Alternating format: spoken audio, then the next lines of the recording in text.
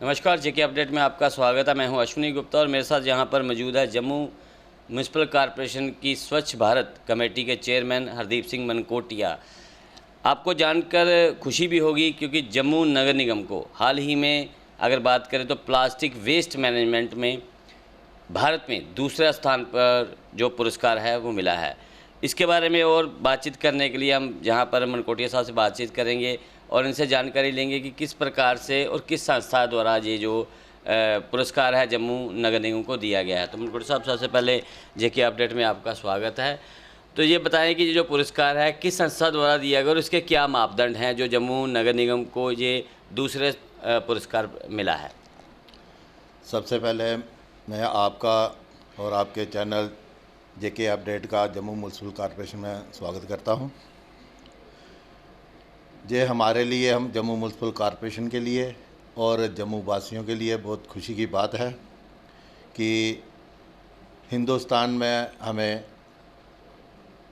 Plastic recycling conference Asia की तरफ से जो पुरस्कार दिया गया, दूसरे नंबर का पुरस्कार दिया है। पहले नंबर पे उड़ीसा की एक कॉरपोरेशन है। तो जिस सिस्टम से हम जम्मू म्यूनसिपल कॉरपोरेशन ने जो सिस्टम अडॉप्ट किया है, जो प्लास्टिक वेस्ट है उसको डिस्पोज ऑफ करने का, और जिस तरीके से जम्मू म्यूनसिपल कॉरपोरेशन उस पर काम कर रही है, उस सिस्टम को देखते हुए ये वर्ल्ड की ऑर्गेनाइजेशन है, पूरे एशिया को वॉच कर रही हैं और ये सिंगल यूज़ प्लास्टिक को किस तरह से ख़त्म करना है और कौन कौन सी कॉरपोरेशन किस किस ढंग से इस सिस्टम को अडॉप्ट कर रही हैं। तो उसी सिस्टम को देखते हुए जम्मू म्यूनसिपल कॉरपोरेशन ने जो सिस्टम अडॉप्ट किया है उसको ही इन्होंने इंटरनेशनल ऑर्गेनाइजेशन जो है, क्या नाम, single plastic recycling conference Asia 2.0, तो उन्होंने ये जो हमें जो पुरस्कार दूसरे नंबर का दिया है, तो उसके लिए कुछ मापदंड हैं। तो जिन इंटरनेशनल लेवल पे काम कर रहे हैं और ये पूरे हिंदुस्तान का सर्वे था, तो उसमें हमारा जो है दूसरे नंबर पे आया है, जिस हमारे सिस्टम को वर्ल्ड लेवल पे इन्होंने रिकॉग्नाइज़ किया है। तो अभी जम्मू म्यूनसिपल कॉरपोरेशन की अगर हम बात करें, जम्मू म्यूनसिपल कॉरपोरेशन के पास कितनी क्षमता है कि वो प्लास्टिक को रिसाइकल कर सकते हैं या उसके अलग अलग प्रकार से उसको जो है डिस्पोज ऑफ किया जा सकता है? हमारे पास इस वक्त 2 MRF चल रहे हैं। एक बंदूरख में जो UNDP चला रहा है और एक है हमारा भगवती नगर में जो इप्का चला रहे हैं।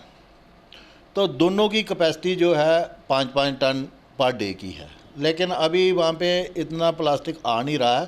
तकरीबन उनका 2 से 2.5 टन पर डे का रिसाइकल हो रहा है। तो उसमें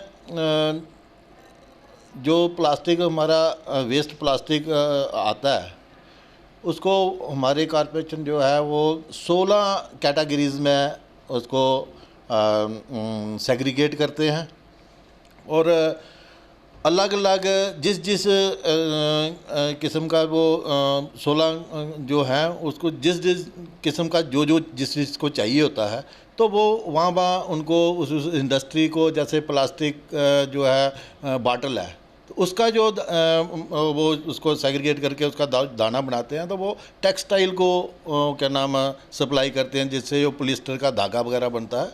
तो इसी प्रकार से अलग अलग यूनिट हैं जो हैं जिसको जिस किस्म का उनको दाना चाहिए होता है, वो हमारी कॉरपोरेशन में जो MRF है, तो वो आगे उनको सप्लाई कर देते हैं। तो अपना वो प्रोडक्ट उस ढंग से बनवाते हैं। अपनी कितनी क्षमता है अभी आपके पास? हमारे पास तो 10 टन पर डे की क्षमता है। तो अभी तो हमने उसके 4 से 5 टन ही हम पर डे कर पा रहे हैं। अगर आपके पास पूरी क्षमता के मुताबिक अगर बात की जाए, जैसे 10 टन आपने बोला, 10 टन रोज़ का वेस्ट आपको मिलेगा, तो क्या इसी प्रकार उसे आगे सप्लाई किया जाता रहेगा या उसे रिसाइकल करके यहाँ दोबारा प्रोडक्ट बनाने की भी कोई योजना है? हाँ, जम्मू म्यूनसिपल कॉरपोरेशन और UNDP, रूडा और HDFC इन्होंने जॉइंट वेंचर में अब एक प्रोजेक्ट लगा रहे हैं बंदूरख में ही। जिसमें एक गेट से हमारा वेस्ट आएगा, वेस्ट प्लास्टिक आएगा, और दूसरी गेट से हमारा तैयार किया हुआ प्रोडक्ट निकलेगा। हमें कहीं भेजने की ज़रूरत नहीं पड़ेगी। जैसे जम्मू म्यूनसिपल कॉर्पोरेशन को डस्टबिन की ज़रूरत है, तो हम अपने डस्टबिन जहाँ ही बनाएंगे। अगर सरप्लस हो जाएगा, मार्केट से कोई डिमांड आएगी, किसी ने गमले की डिमांड आती है तो हम गमले बना के देंगे। अगर चेयर की डिमांड आती है चेयर बना के देंगे, टेबल बना के, तो हम इसको टोटली ज़ीरो कर देंगे और दोबारा उसको यूज़ में लाएंगे प्लास्टिक को, इसको, तो वो सर्कल चलता रहेगा। तो इसमें हमें काफ़ी हद तक प्लास्टिक को से हमें निजात मिलेगी। ये तो रही बात जो वेस्ट से निकला हुआ प्लास्टिक है, जिसमें पॉलीथीन का लिफाफा भी है, बोतल भी है, हर प्रकार का मटेरियल उसमें जमा है। लेकिन अगर हम जम्मू शहर की बात करें, जम्मू शहर में जो टोटल तरह से अगर प्लास्टिक फ्री नहीं हो पाया है, पॉलीथीन आज भी शहर में है, तो उसे लेकर जम्मू नगर निगम किस प्रकार से, अगर स्वच्छ भारत कमेटी की बात की जाए तो वो इस दिशा में क्या काम कर रही है?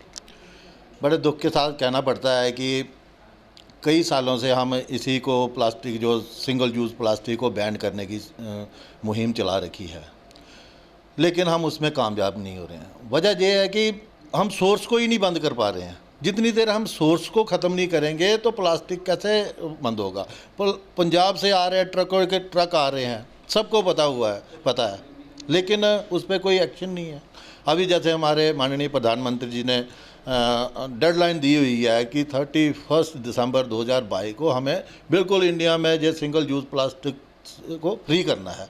लेकिन वही समस्या है कि जितनी देर हमारे ये प्लास्टिक के सोर्स नहीं ख़त्म होंगे तो उतनी देर इसको बैन कैसे माना जाए। तो अभी हम रेजोल्यूशन भी हम अपनी कमेटी की तरफ से डाल रहे हैं कि सिंगल यूज़ प्लास्टिक को टोटली बैन किया जाए। जो इसमें वो थिकनेस वगैरह इतने माइक्रोन, अगर माइक्रोन के चक्कर में चलते रहेंगे तो मुश्किल है।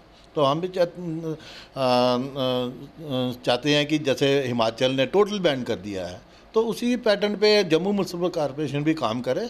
तो 14 तारीख को हमारी मीटिंग है, उसमें रेजोल्यूशन डाला है, तो उसमें देखते हैं अभी क्या डिसीजन लेता है हाउस में। तो उस पर हम बड़ी संजीदगी के साथ इस पर काम कर रहे हैं, तो जिसको हमने कि इस 2022 तक बैन हो जाना चाहिए टोटल।